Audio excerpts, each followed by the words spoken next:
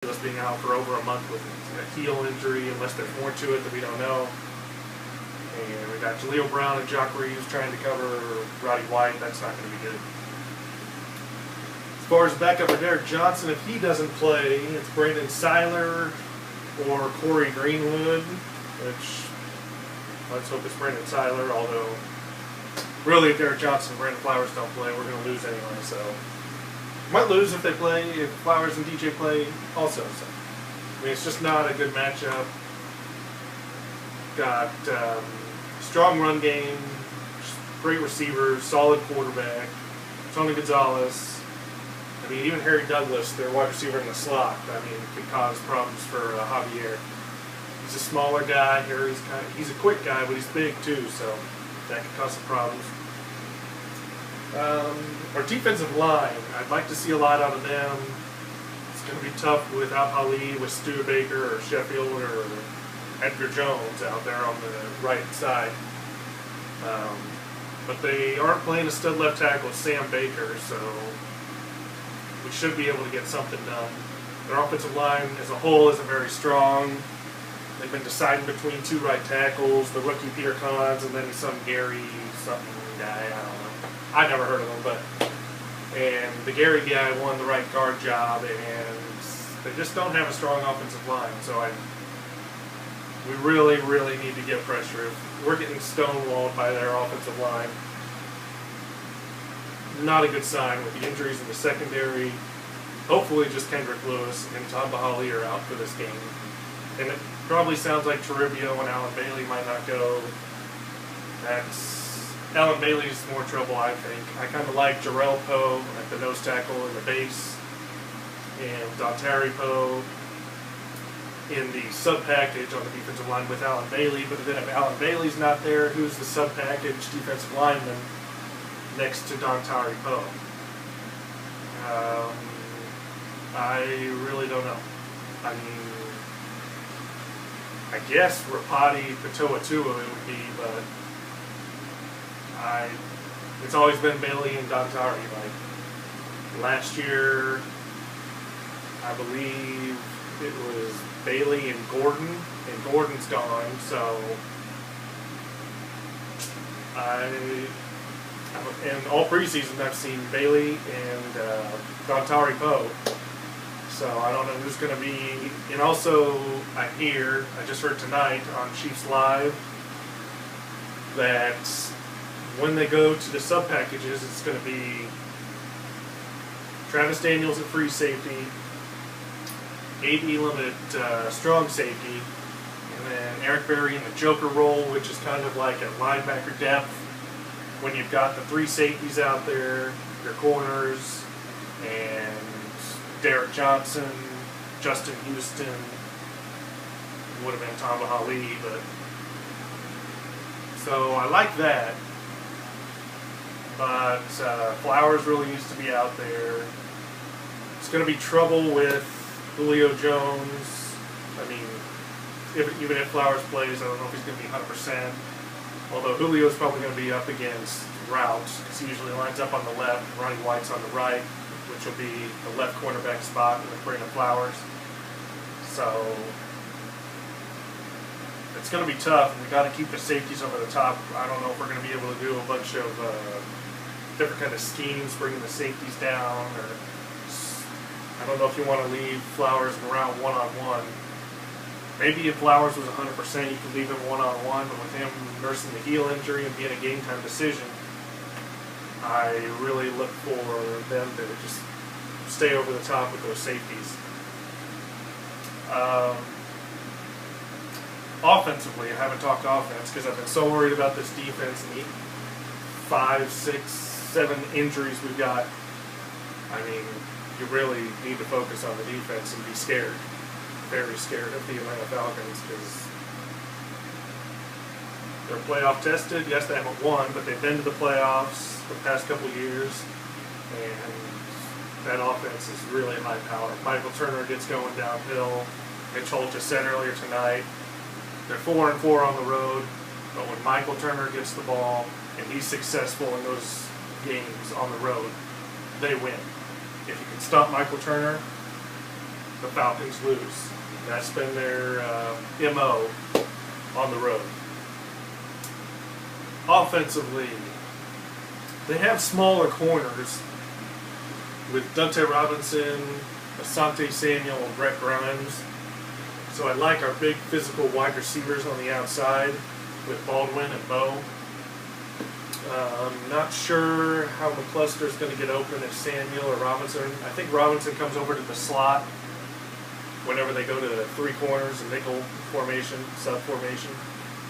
So I know Matt's really liked Dexter McCluster, but I don't know if he's going to be able to get open. So I'm looking for the tight ends and the backs out in the flat, because that's where Matt loves to go.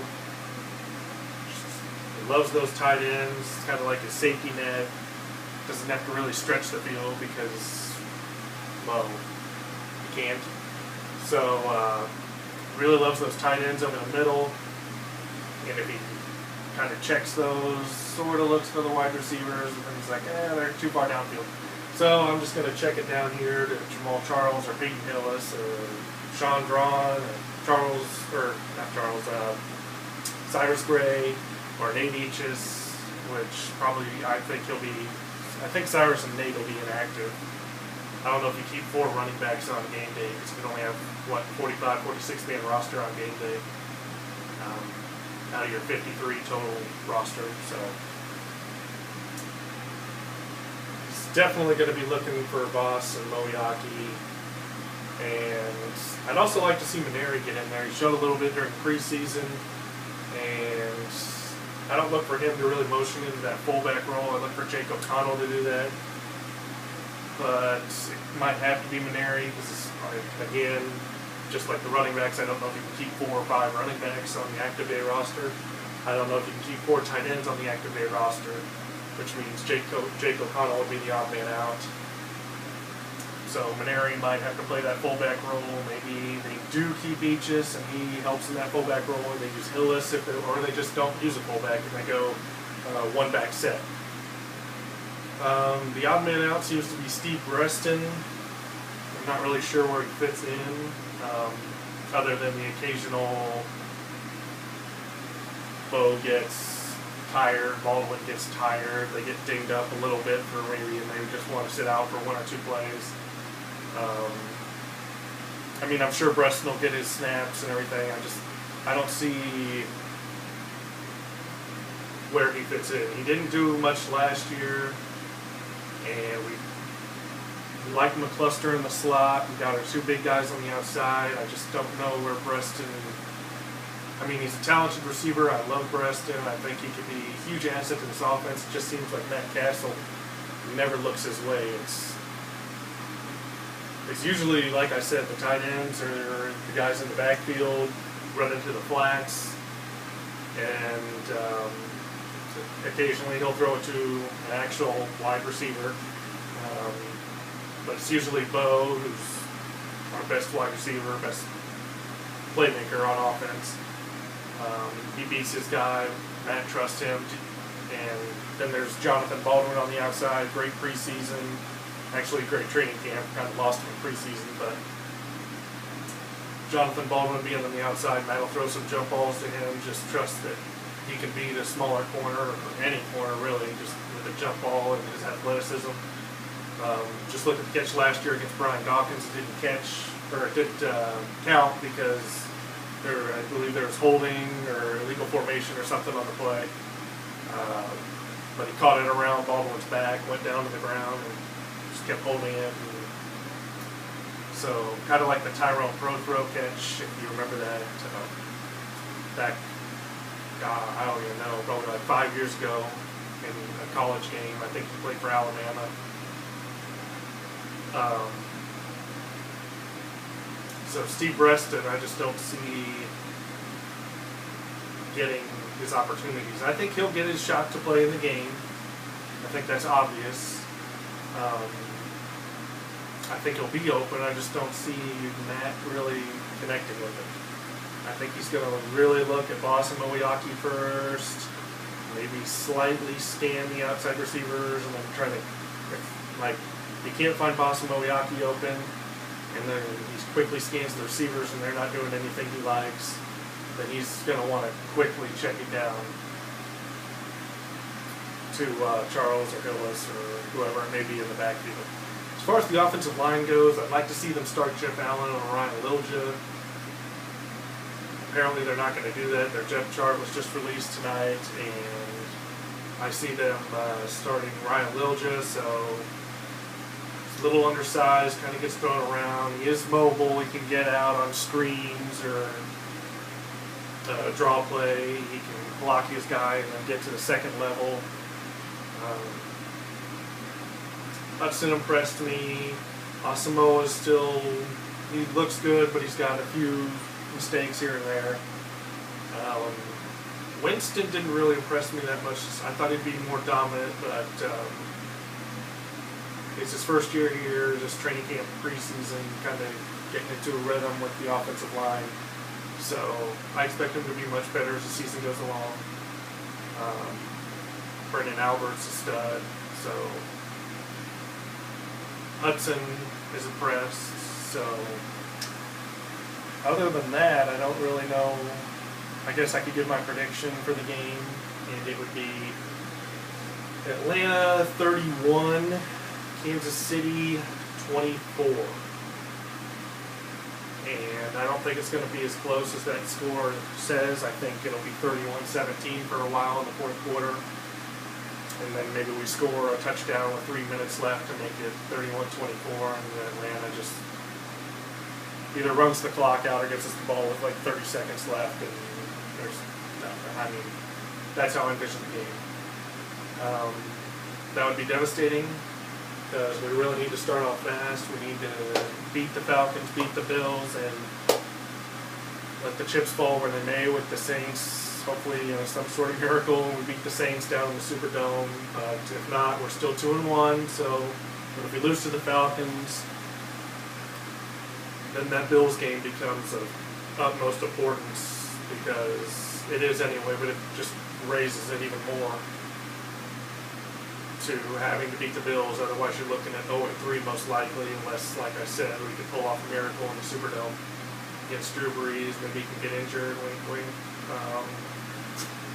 Nothing too serious, just out week 3, whatever that takes. Just, I don't know what it would take, but whatever, something out week 3. Appendicitis, like Matt Castle a couple years ago, he missed a game with that, so